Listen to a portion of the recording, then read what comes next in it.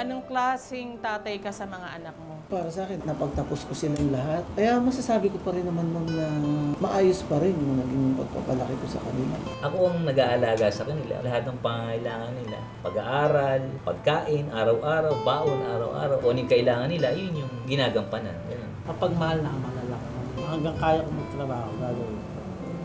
Sila lang ang kayamanan ko sa buhay. Anong hinihingin mo sa Diyos para sa anak mo?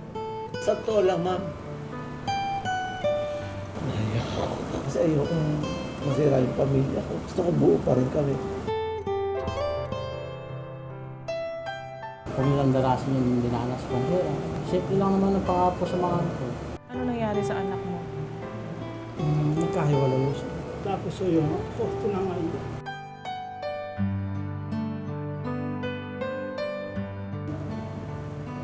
Happy Father's Day!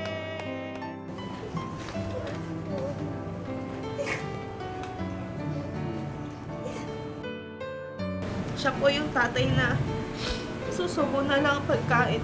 Iuwi pa para sa amin. Mahal na mahal ka namin.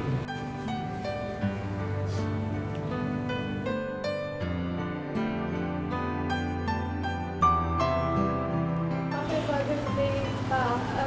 Alam ko, magawin ko palagi naman eh. Thank you so much. Sorry po.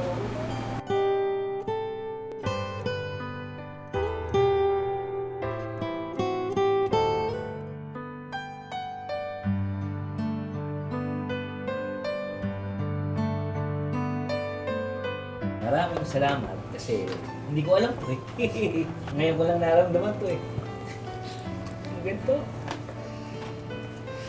Ngayon ko lang naramdaman to mula nung sila ipana. Ganun. Sarap pala.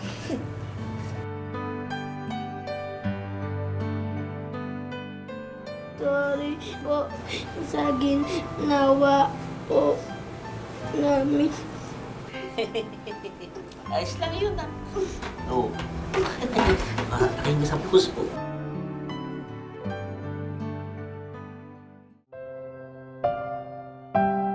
Ang pagiging ama kasi kailangan kasama mo lagi ang mga anak mo para nagagabayan mo sila. Mga anak ko, lagi lang ako nandito para sa inyo.